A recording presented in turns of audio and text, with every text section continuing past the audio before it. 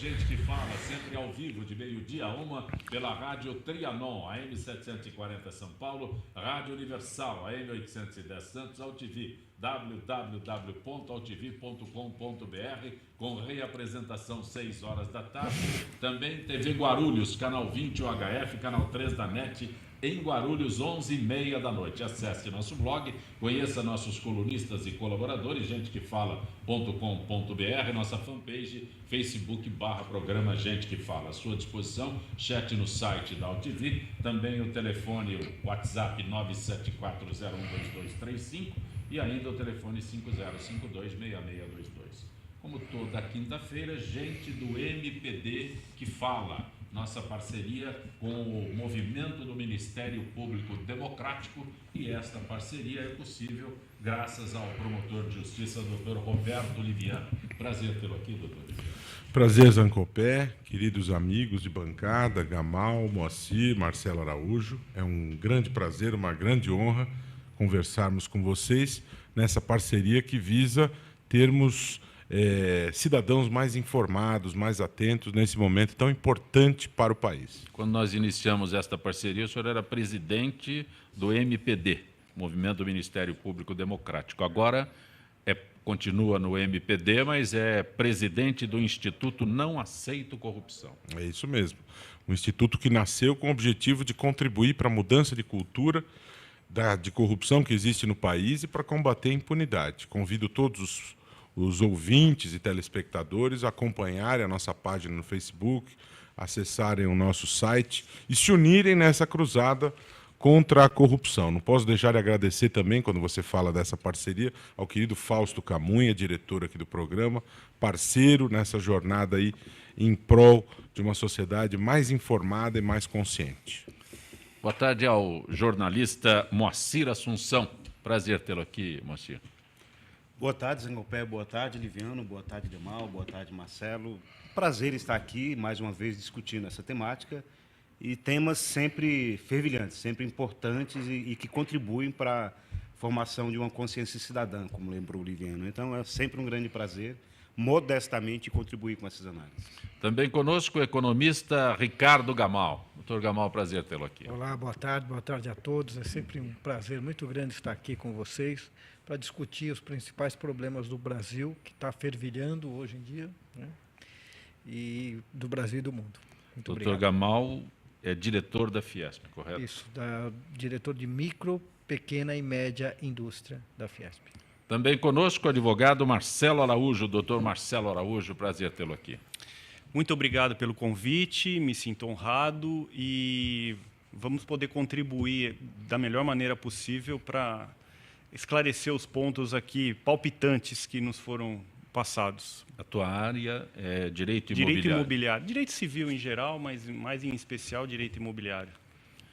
Olha, documentos apreendidos pela Polícia Federal listam possíveis repasses da Odebrecht para mais de 200 políticos de 18 partidos diferentes. É o mais completo acervo do que pode ser a contabilidade paralela descoberta pela Força Tarefa na Operação Lava Jato. Planilhas riquíssimas em detalhes. Doutor Liviano, doutor Gamal, doutor Marcelo, professor Moacir. Bom, isso é um fato extremamente grave, né? Alarmante, mas, ao mesmo tempo, necessário para que nós façamos este processo de limpeza, que nós aprofundemos este processo de limpeza. Em primeiro lugar, é muito importante ter atenção, aliás, a notícia já sinaliza nessa direção, nessas planilhas nós vamos ter doações regulares e também propina, né? É necessário separar o joio do trigo e não fazer acusações indevidas. Acusações precisam de provas e, quando falamos de propina, de corrupção, é necessário que isso fique bem esclarecido. Outro ponto importante, nós temos aqui pessoas ligadas a uma grande gama de partidos políticos, o que mostra, o que já vem sendo dito, e isso reafirma, o caráter absolutamente amplo desta investigação. O Ministério Público age com absoluto profissionalismo e apartidariamente. É natural que o problema da corrupção no Brasil, aliás, se fosse de um único partido, seria muito mais fácil de ser combatido, né? O problema da corrupção no Brasil, ele infelizmente é bastante amplo, e esta apreensão ela evidencia isso novamente. E, por fim, chama atenção nesta diligência feita, realizada, em primeiro lugar, o funcionamento de um departamento de propina dentro de uma empreiteira, né? Isto significa o quê? Significa, em primeiro lugar, o grau de especialização, de institucionalização que pode estar associado a uma certa dose de certeza de impunidade, né? Você organiza esse departamento porque você imagina que isso jamais será descoberto. Por outro lado, a naturalização da corrupção. E isso é absolutamente grave no país, é um problema. Nós não podemos ter a corrupção como algo natural, institucionalizado, como uma espécie de tributo que a empresa paga, né? A corrupção é ilegal, é criminosa, e ela precisa ser tratada desta maneira, ser combatida, né? Portanto, é chocante esta descoberta. Um diretor de propina, todo um sistema organizado para isso, né? Então, realmente, é mais uma cena dessa história realmente alarmante, mas, por outro lado, nós estamos investigando, processando e punindo. A queda de 7 posições no ranking da Transparência Internacional é chocante, mas ela acontece porque essa corrupção está sendo exposta, está sendo investigada, está sendo objeto de processos e gente poderosa está sendo processada e punida. E isso é um fato novo na história do país, em que a ideia de igualdade de todos perante a lei finalmente se torna algo real, tangível e próximo de uma concretização efetiva. Professor Moacir. Bem, é exatamente concordo em boa parte do que o Liviano falou. A gente lembra, tem uma coisa curiosa. Quem está acostumado a lidar em jornalismo com acompanhamento de governos, em nível municipal, estadual, federal, é um fato sabido desde há muito tempo daquele que a gente fala da promiscuidade das grandes empreiteiras com poder público em qualquer um dos níveis, né? É um fato que é mais ou menos conforme. A gente sabe que isso acontece, né? Agora, o surpreende realmente o grau de organização. E certamente essa história vai entrar para a crônica política do Brasil, se a gente ainda tivesse aquela velha história do festival de besteiras que assola o país, do FEBEAPA, né? Ia entrar para as crônicas até pelos apelidos dos personagens, né? Nós temos aí o caranguejo, atribuído ao presidente da Câmara, Eduardo Cunha, temos o atleta, atribuído ao presidente do Senado, Renan Calheiros, temos o nervosinho, atribuído ao prefeito do Rio, Eduardo Paes. Temos o escritor atribuído a José Sarney, ex-senador José Sarney do Maranhão. Temos, então, uma série de personagens que demonstram um pouco também a formação dessa estrutura criminosa, que se assemelha até a uma espécie de uma máfia, e também, ao mesmo tempo, o desprezo que a empresa dedicava a esses políticos. Quer dizer, eles eram tratados de uma forma bastante desprezível, o que demonstra que nem quem é beneficiado pela corrupção, pela traição, gosta do corrupto, ou se sente confortável de estar ao lado do traidor, né? Então, a gente tem aí alguma coisa, está se falando aí na imprensa, de 279 políticos ligados a 24 partidos, o que demonstra exatamente a universalidade da corrupção, que ela claro que ela não se conforma aos limites de um governo pontualmente determinado ou de um partido, ela é ampla e geral e quase restrita. Então, o que a gente espera é que sejam todos fazendo a devida separação do joio do trigo. Naturalmente, haverá também a chamada doação legal, que é prevista, não tem nenhum problema e é lícita. O que não for lícito, que as pessoas sejam exemplarmente punidos de todos os partidos, para que a gente possa dizer que, efetivamente, era permitida. É uma coisa ampla. Nessa eleição não será permitida não doação será mais de empresas. Na exatamente. Época, tem um detalhe aqui. Tem um detalhe aqui, aliás, o doutor Liviano citou isso, né? Doação legal e propina. Então, sim, quando falo de 200 políticos de diferentes partidos, né, não são todos os partidos aqui, né, elencados que teriam acesso ao propinoduto. Então, parece que mistura tudo para ver que sacode e ver quem sobra. Acontece o seguinte, Zancopé, tradicionalmente as grandes empresas, e a gente que acompanha política há muito tempo, né, você sabe disso, sim, elas doam para o governo. mas elas também doam para a oposição e doam para os candidatos em campanha, exatamente porque ela não sabe para quem ganhar. Né? Exatamente por isso que a gente está falando de uma grande gama de partidos. Ou 24, a gente tem 33 partidos aí legalizados. Quem são os poucos infelizes ficaram que fora. Alguém ficou fora da lista. Fora. Alguém, aquele que ficou fora, 75%, né? 75%. Aquele que ficou fora é porque a compreensão da empresa é a seguinte: esse não tem nenhuma chance de ganhar. Então não preciso me preocupar com ele. Agora, se tem disputando Aécio e Dilma, um dos dois pode ganhar. Então, naturalmente, eu invisto nos dois, invisto no terceiro, no quarto, no quinto, no sexto colocado, que vai se compor depois. E aí depois eu vou cobrar o favorecimento. Claro, não existe almoço de graça, né? Eu vou dar, mas vou pedir de volta. É um investimento, na verdade, né? E esse setor, exatamente, por isso que eu falei de promiscuidade, porque é um setor que, tradicionalmente, né, o sujeito tem grandes obras, né, obras de vulto, de importância, obras com muito investimento. É claro que ele vai querer estar bem com o governo que ganhar. Não importa se é do partido A, se é do B, se é da oposição nessa situação, ele vai querer estar bem com todo mundo. Quem opera a caneta. Quem estiver com a caneta poderosa Quem tiver com na a mão, caneta... né? Então, exatamente por isso que dos grandes partidos, os grandes partidos estão todos representados, pelo que eu vi na lista. Os que estão de fora são pequenos partidos com pouca expressão eleitoral e com chance quase zero de ganhar uma eleição. Né? Então, esses estão de fora. É um mundo bastante complicado. Né? Me chama a atenção não só essa promiscuidade com quem opera a caneta, mas me parece que fiquei até surpreendido com a lista ter só 200 nomes. Acreditei que seriam mais nomes que devem aparecer em outras listas. Vai aumentar. Parece que aumentou, realmente. Mas o grau de organização demonstra que é uma situação já muito antiga. Essa situação não é inventada por uma cabeça genial e que organiza isso à sua imagem e semelhança. Isso já vem se aprimorando ao longo de, provavelmente, décadas.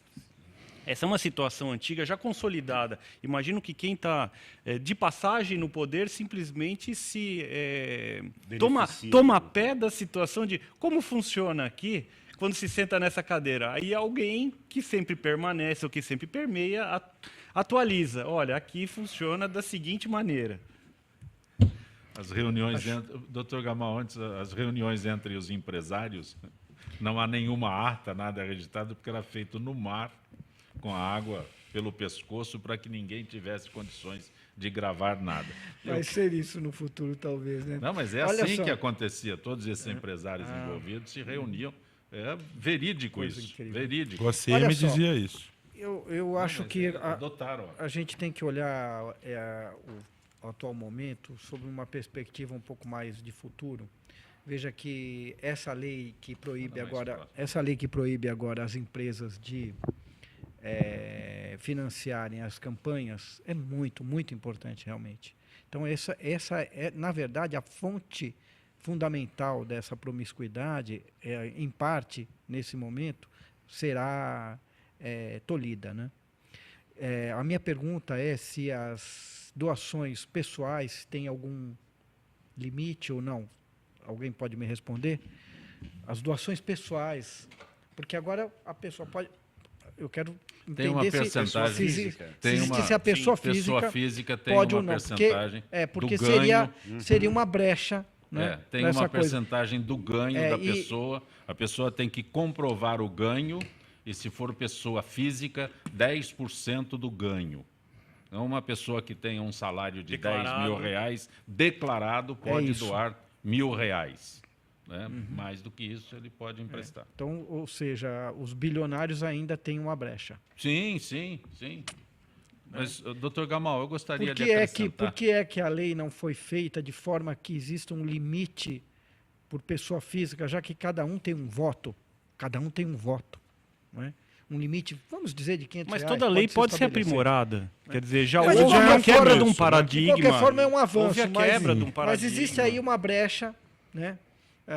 Para milionários e bilionários poderem financiar legalmente. Mas e aí eu depois teria que arregimentar milhares de pessoas, dependendo do valor que fosse.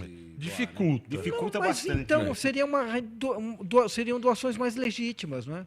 Mais legítimas. É o porque que se espera, se você, que aí se dá você pessoa realmente tem a doação de milhões e milhões de pessoas, significa que realmente você tem legitimidade.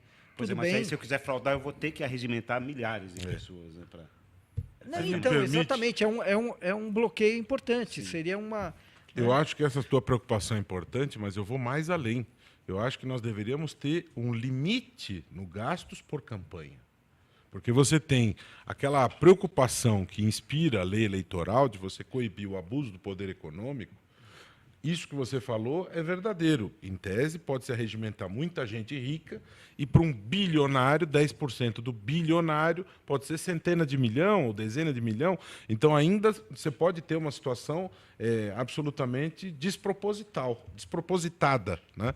Agora, se você institui um limite, o custo máximo de uma campanha é X, você nivela essa situação por esse e caminho você também. dificulta a prática do abuso do poder econômico. O problema é que muita coisa é feita no Caixa 2, né? Que alguém criou a expressão recursos não contabilizados, né? Para suavizar essa expressão, né? Muito bonito. Aqui no São Brasil bons, existe essa criatividade exuberante para criar essas expressões. Mas eu acho que você tem que limitar o total de gasto numa campanha, né? Para a campanha não ser a escolha daquele que consegue captar mais dinheiro. Você tem que escolher aquele que tem os melhores projetos para o bem comum. Mas nós temos que não- assistir na prática, nas próximas, pelo menos, Já vai ser acredito um eu, teste duas essa. eleições, como vai funcionar isso Sem na doação de prática, empresa, para né? que ela possa ser aprimorada. Acho que um pontapé inicial, essa quebra desse paradigma, Já é um avanço. um grande E avanço. outra coisa importante também, que alguns defendem, e eu sou favorável, hoje nós temos tantos recursos tecnológicos, a contabilização online da doação, né? Porque não adianta nada o eleitor saber quem está financiando depois que acabou a eleição.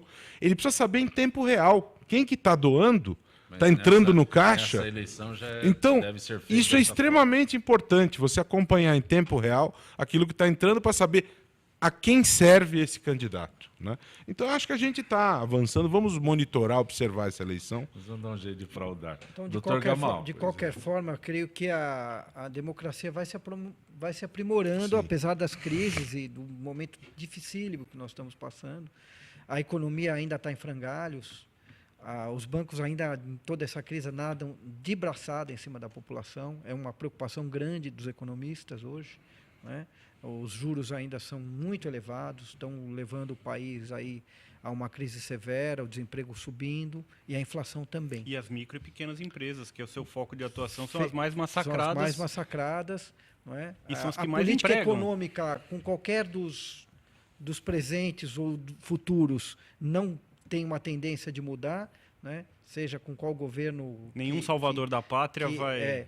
com qual governo que está se apresentando aí, mesmo as possibilidades futuras que estamos vendo aí, se houver ou não impeachment, a questão do rentismo ainda continua, não é? Na medida em que você tem um país que vale mais a pena colocar o dinheiro no banco para render do que investir na economia real, esse país não pode ir para frente e o desemprego vai subir muito. Aliás, foi divulgado ontem que nós tivemos um aumento do problema da má distribuição de renda. Depois de muitos anos, houve um acerramento da questão da desigualdade, que se vinha revertendo, né? uma regressão. Que Exatamente. estava mais ou menos contida. Exatamente. Doutor Gamal, o senhor que é economista, o estádio do Itaquera, alvo de investigação, então a discussão, os valores aqui, eu até me contenho para me referir aos valores. Sei que a Odebrecht não queria participar da obra, era contrária à realização da obra, depois foi convencida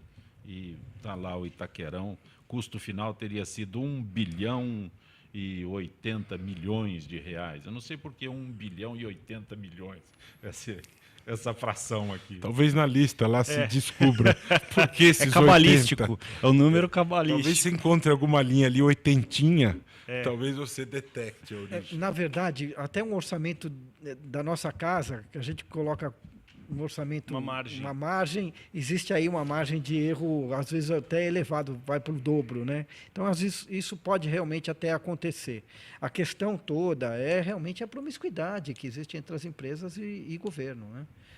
Nessa questão dos orçamentos, é factível. Pode Existe acontecer alguma os obra de porte, com um Os porte aditamentos sempre desse, existem, alguma obra de porte não implica em pagamento de propina? Existe no mundo real alguma obra de vulto? Sabe que- É o aditamento. Sabe, o segredo é o tal do aditamento, Isso. né? Depois é que vem, né? Sabe que o presidente Juscelino Kubitschek ele fez uma cidade inteira além de todos os avanços que ele fez no Brasil, quem conhece um pouco da história do Brasil... E o transporte via aérea. Isso.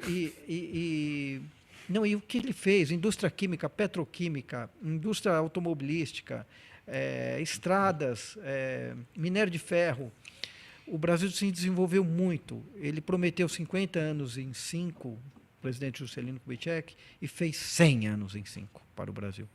Né? E a joia da coroa, a cereja do bolo final foi a construção de Brasília. E ele era um presidente que não se locupletou nessa coisa toda. Ele fez uma cidade inteira, a capital do Brasil, né, que fazia parte da integração nacional, na época, como estratégia de governo. Então, eu acho que existe a possibilidade de se surgirem governos que não tenham interesses pessoais, né? Existe gente muito boa no Brasil, né? Existe gente, todos querem se perpetuar no poder. Poder mesmo aqueles que querem fazer, exatamente porque querem fazer. Isso é normal. O poder todos querem, a maioria das pessoas quer muita continuar. Sedução. O problema é enriquecer no poder. Sim. Não é? Agora, legitimamente continuar através de eleições com o seu partido ou pessoalmente, eu acho que é legítimo. Né? Se você faz um bom governo, acho que é possível isso. Precisa ter limite. Doutor Marcelo, o senhor que é especialista em direito imobiliário. A Constituição acho que estabelece o limite. Né? Deputado não tem limite. Esta construção mandatos, do Itaquera, orçado em 800 milhões de reais... Eu acho todo orçamento para uma obra desse vulto também uma peça de ficção. Porque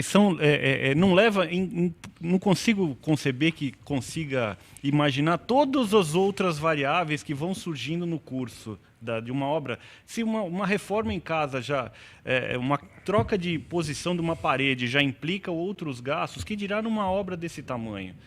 Por mais, acho que as pessoas se debrucem não consegue imaginar a interação que uma obra desse impacto gera no entorno. E depois as outros, como o senhor lembrou, os aditamentos que vão sendo convenientemente assinados, e a urgência é sempre um fator que potencializa muito a cobrança de quantias indevidas. Dona Sandra Constantino, nós vamos para o intervalo, dona Sandra. Dona Sandra é do Tucuruvi, ela mandou algumas perguntas. Eu vou aproveitar a presença do doutor Liviano para que ele possa responder as perguntas que a senhora enviou para a gente. Gente que fala retornará em instantes.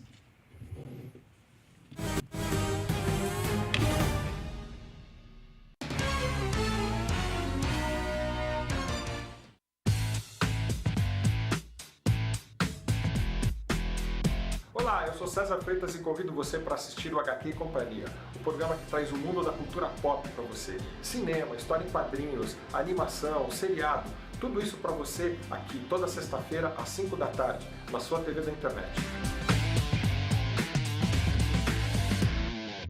Olá, eu estou aqui para tocar sua consciência. Nossa saúde ganhou o movimento Mama Amiga pela Vida, uma ação social e voluntária que trabalha pela prevenção do câncer de mama. Esse trabalho leva informação às mulheres, apoio e um toque de carinho, com campanhas como a Rede de Pontos de Prevenção e o modelo Mama Amiga, que ensina a identificar possíveis alterações nas mamas. Para saber mais, acesse e participe desse grande movimento pela vida da mulher.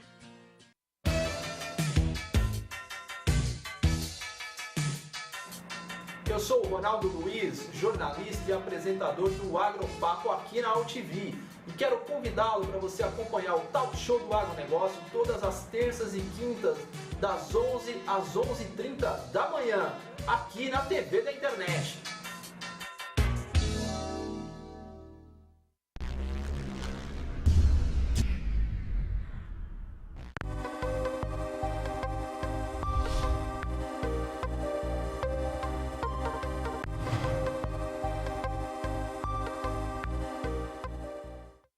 Oi, eu sou Letícia Spiller e quero convidar vocês a fortalecer o movimento que quer criar uma lei para acabar com o desmatamento no Brasil.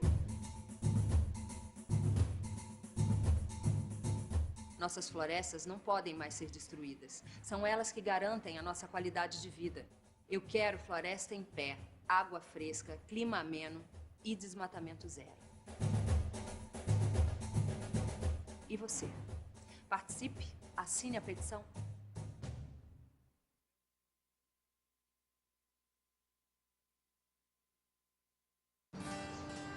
Espécies da Mata Atlântica.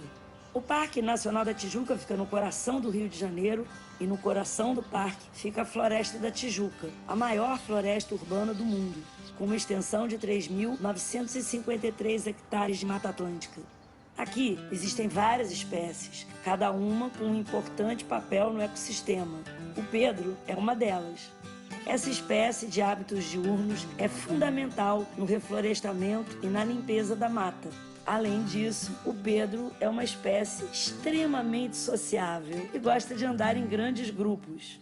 Esse programa ele foi criado para dar oportunidade aos visitantes a conhecer melhor o parque, participar da manutenção de trilhas do parque e criar uma consciência ambiental nos visitantes que vêm aqui no parque. E passar a questão da sustentabilidade, você preservar para gerações futuras. As atividades principais são a manutenção de trilhas, que consiste basicamente na colocação de placas, a retirada de resíduos das trilhas, orientação aos visitantes, plantação de mudas, de espécies nativas. São várias atividades que fazemos aqui dentro do programa voluntariado que melhoram a condição das trilhas para os visitantes do parque. Espécies como a do Pedro são essenciais para manter o equilíbrio da Mata Atlântica. E você, a sua espécie já está catalogada? Acesse gpsmataatlântica.org.br e mostre como a sua espécie protege a Mata Atlântica.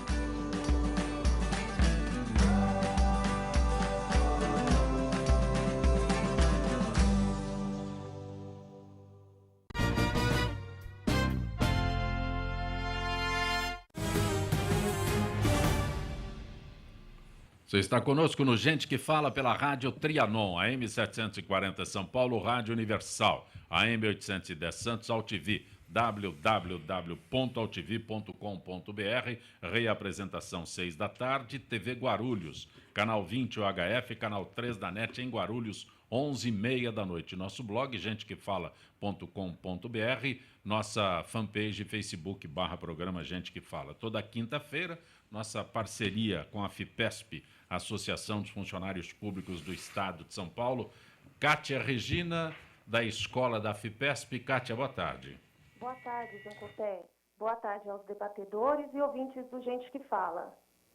Kátia, abordar o desejo de muitas pessoas, que é o de parar de fumar nesta campanha junto com a Secamargo. De acordo com o Instituto Nacional do Câncer, cerca de 90% de todos os casos da doença estão associados a fatores externos, né? Algum deles, tabagismo, exposição excessiva ao sol. Vamos falando em fatores externos.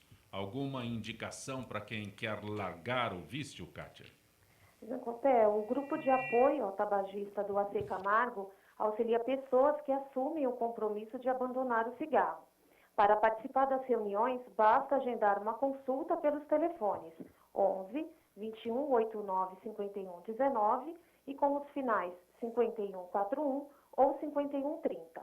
Toda a assistência coordenada pela diretora do Núcleo de Psico-Oncologia do Hospital, a médica Maria Tereza Cruz Lourenço. E como a pessoa pode participar? Em primeiro lugar, é necessário se inscrever. O atendimento passa por uma avaliação realizada pela equipe de psiquiatria e só depois é definida a melhor opção de tratamento.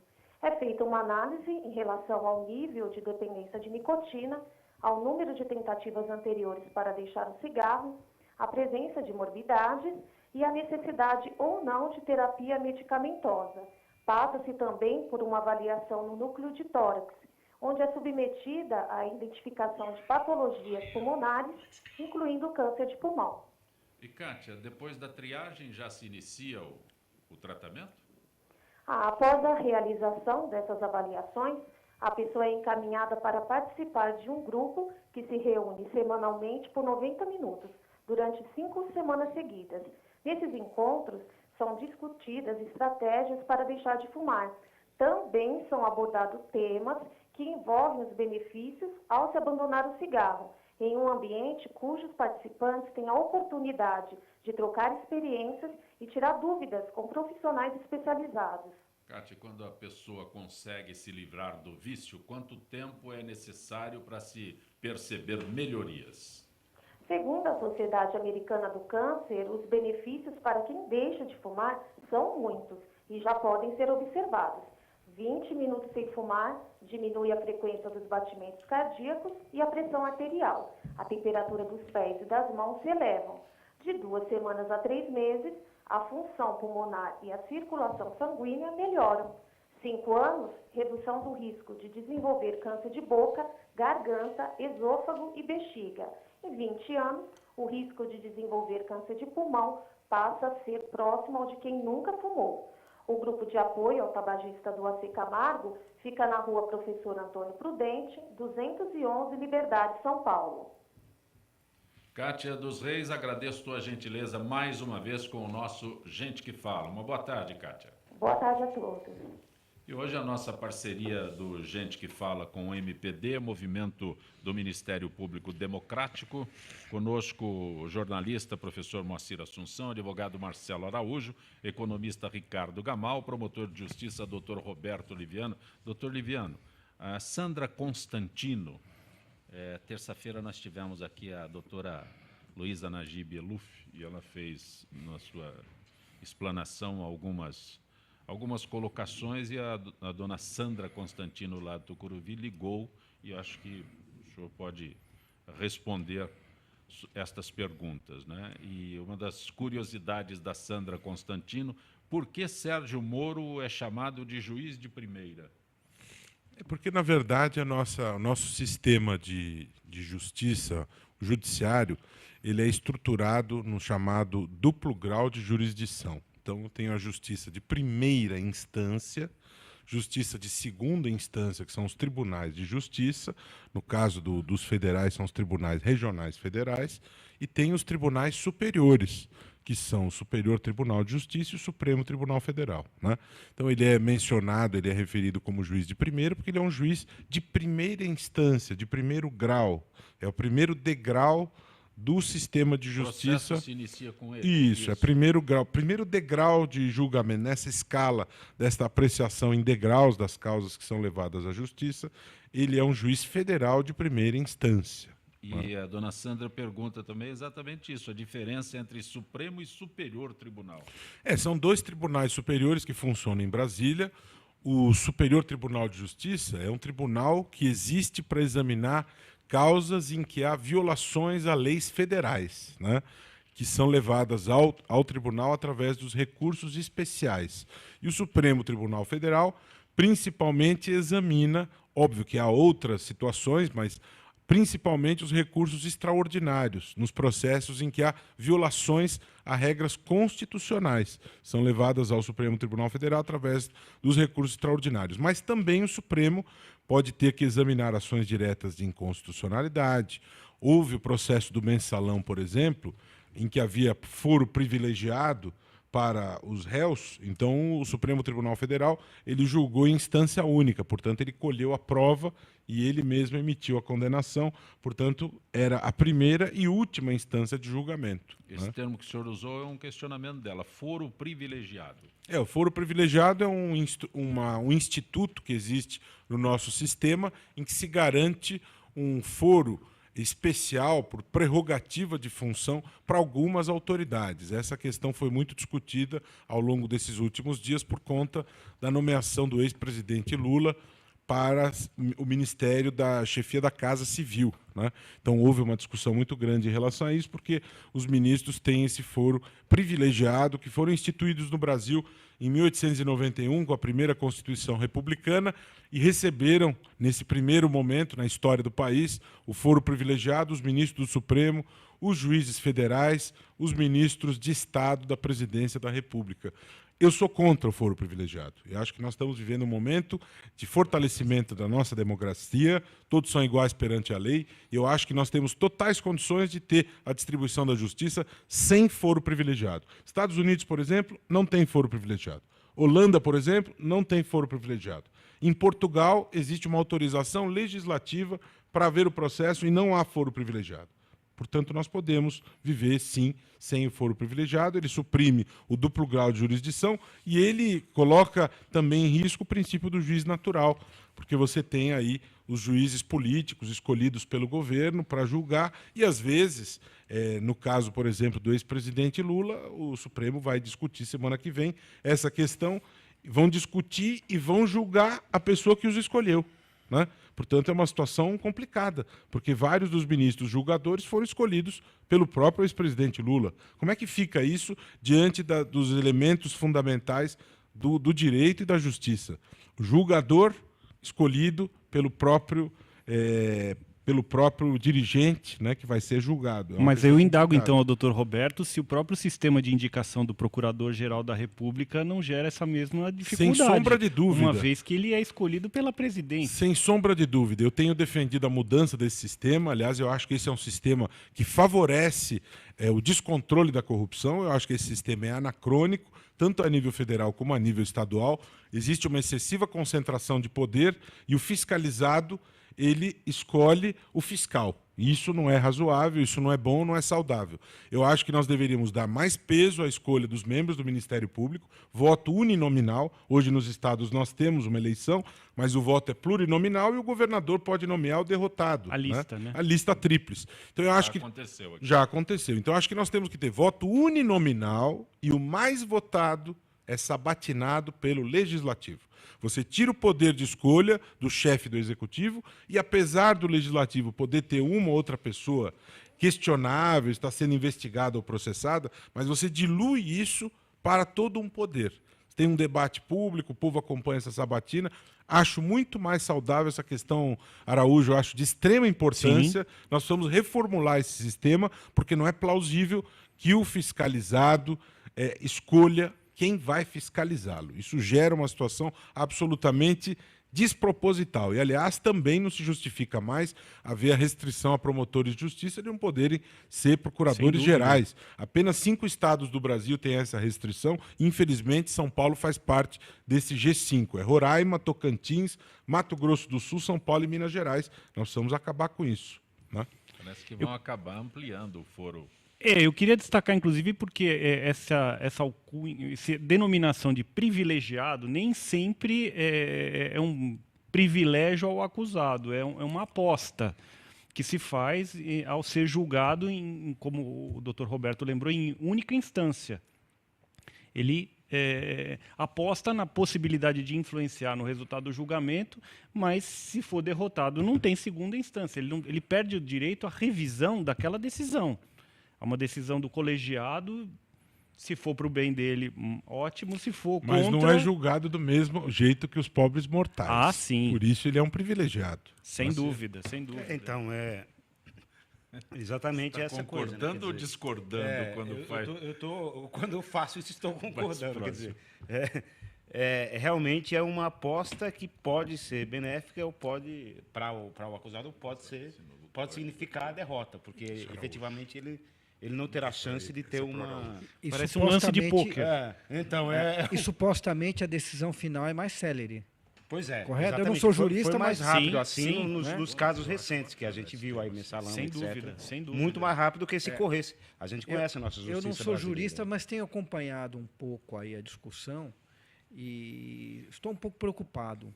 Né? Eu ouvi alguns juristas falando essa semana da questão da legalidade e da ilegalidade, né? E eu gostaria de saber do pessoal da bancada, que é do direito,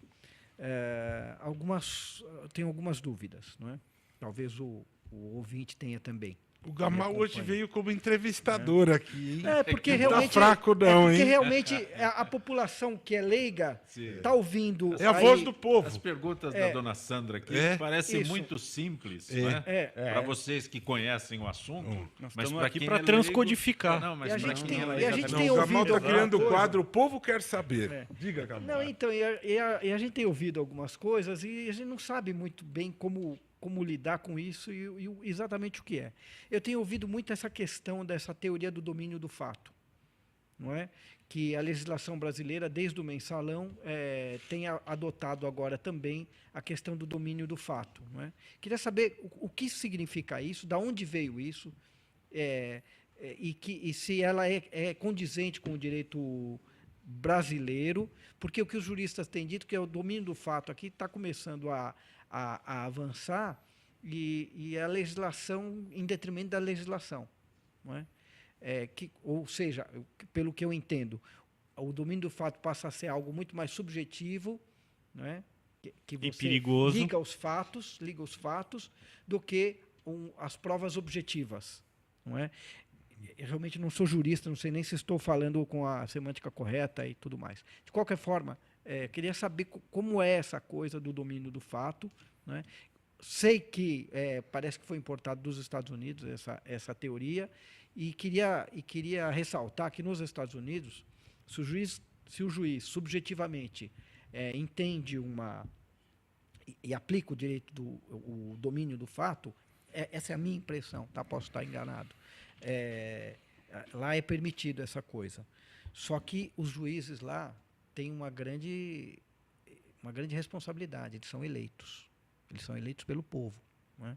Ou seja, se o domínio do fato começa a acontecer no Brasil, né, que é o que passa a ocorrer, e é uma preocupação em relação à segurança jurídica, não é? Se o domínio do fato passa a ocorrer, mas você não tem a contrapartida da sociedade também responsabilizar o julgador, eu acho que é um problema.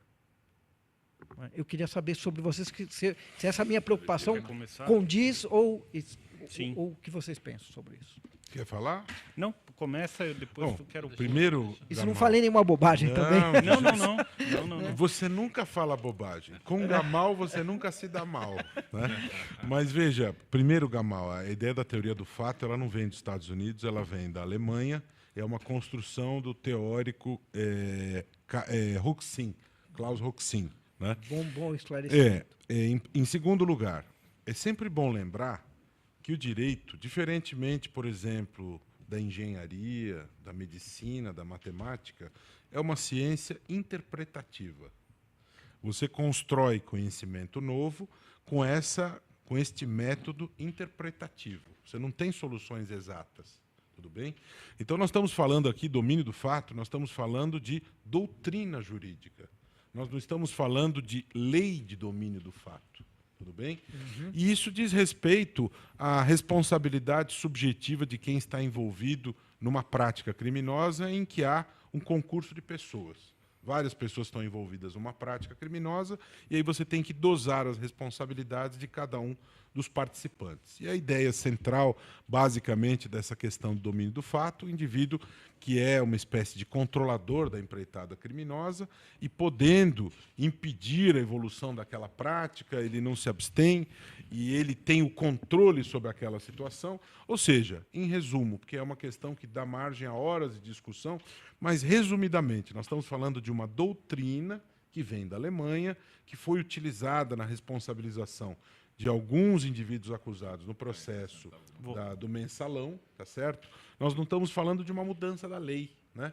A lei que nós temos está lá, o Código Penal, que, aliás, frequentemente é objeto de discussões, se fala de uma reformulação, que, aliás, é necessária, porque a lei penal ela é um retrato dos valores da sua época, e nós temos uma parte do Código Penal de 84, temos uma parte de 1940, e de lá para cá muita coisa mudou. Né? Portanto, é necessário atualizar. Mas o que se fez aí, em relação à teoria do fato, se utilizou essa construção doutrinária, interpretando a lei, tá certo? E o juiz ele é um intérprete. Né? Portanto, nós não estamos falando de novas criações, de novas formulações legais que teriam ocorrido nesta situação. Né? Então, mais ou menos essa explicação. Eu queria destacar o seguinte, eu temo um pouco pela aplicação dessa chamada teoria do domínio do fato, porque nós já temos uma mentalidade do coitadinho. E se difundiu muito a teoria, que mais se ouve aqui, de eu não sabia. Me parece que isso é um caminho muito perigoso, muito temerário de ser tomado, porque a própria legislação penal, que é a seara do Roberto, aplica que você não deixa de punir o agente por culpa. Ele poderia não saber exatamente como está sendo feito, mas ele deveria saber. Me parece que muitas vezes essa construção da teoria do domínio do fato faz presumir que só um onisciente possa ser punido. Quer dizer, só aquele que tem conhecimento total de toda a operação responda pelos efeitos dela. Mas na própria lei penal brasileira, você tem, dentro da definição do dolo, você tem o dolo direto e o dolo eventual. Exato. Né? Dolo direto, você quer o resultado e assume o risco de produzir, quer dizer, assume o risco não, você quer o resultado e pratica atos dirigidos à obtenção do resultado. Esse é o dolo direto. O dolo eventual, você assume o risco de produzir o resultado e você pouco se importa se esse resultado vai acontecer ou não. Portanto, isso é um elemento do nosso sistema punitivo, tá certo? De uma certa maneira, não é Mas também responde quando se omite. Não Exatamente. apenas quando faz, mas quando deixa de fazer aquilo que deveria ter feito. Sim. Não só quando Mas, cruza historicamente, a omissão, a punir-se omissões, isso é uma coisa da própria essência do direito penal. Sim. Tem o clássico crime de omissão de socorro, você Mas parece pune, que né? hoje, se não há um locupletamento direto, quer dizer, se a pessoa não leva vantagem direta no fato, ela não tem culpa no fato. Quando, na verdade, nós sabemos que muitas vezes ela deixa que ocorra mesmo não levando vantagem alguma, quando deveria atuar para que não ocorresse. Sim. Na verdade, você tem que valorar cada conduta e verificar, pelos elementos que foram trazidos, se existe um nexo de causalidade em relação a esta conduta e o resultado produzido, né? Se esta omissão era uma omissão razoável ou se você detecta a má-fé mínima para você caracterizar aí uma responsabilização penal, né? Porque direito, acima de tudo, é razoabilidade e bom senso, né? Professor Moacir, nós estamos no finalzinho. O senhor conseguiria, em 1 minuto, abordar aqui a história? É uma história que, no 3º dia da visita a Cuba, o presidente Obama fez um discurso histórico, diz que vai trabalhar para derrubar o embargo econômico do país. Bem, eu posso tentar rapidamente comentar. Eu acho esse fato fantástico. Acho que é uma coisa Não está na mão dele. Muito interessante. Né? Não, ele depende da decisão. Ele depende do Congresso, claro, mas aí ele está lá simbolicamente, já tem um forte peso, né, nas consciências. Né? Precisa ver quem será o próximo presidente americano. Né? O que está despontando no Partido Republicano certamente é inimigo dessa proposta. Né?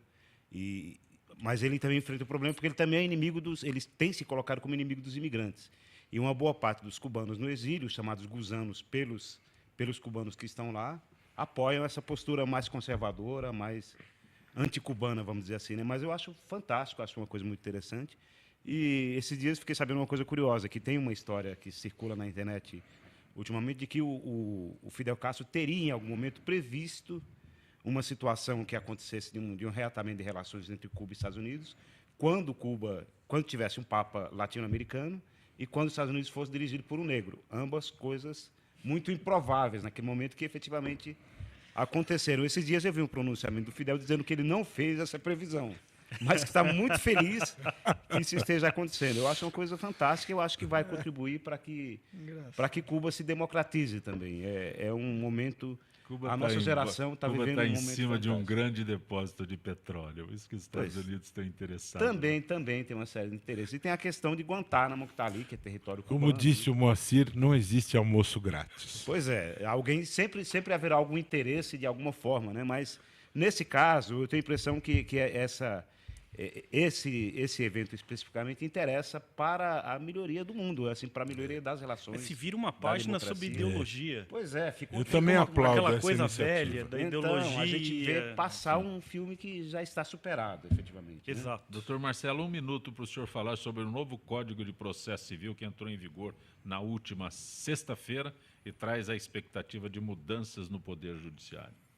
Você disse tudo. Como advogado militante, nós temos uma expectativa de que ele venha a fazer com que os processos efetivamente caminhem, porque hoje é recorrente a queixa de dificuldade com a estrutura, dificuldade com falta de pessoal gabaritado, e a tendência é cada vez mais a informatização, o processo ser eletrônico, ser simplificado, se diminuir a quantidade de procedimentos, o que às vezes é complicado para o leigo entender, quer dizer, não é só apresentar o seu requerimento, essa possibilidade do pedido ser examinado com maior celeridade, menos recursos, os recursos serem mais técnicos.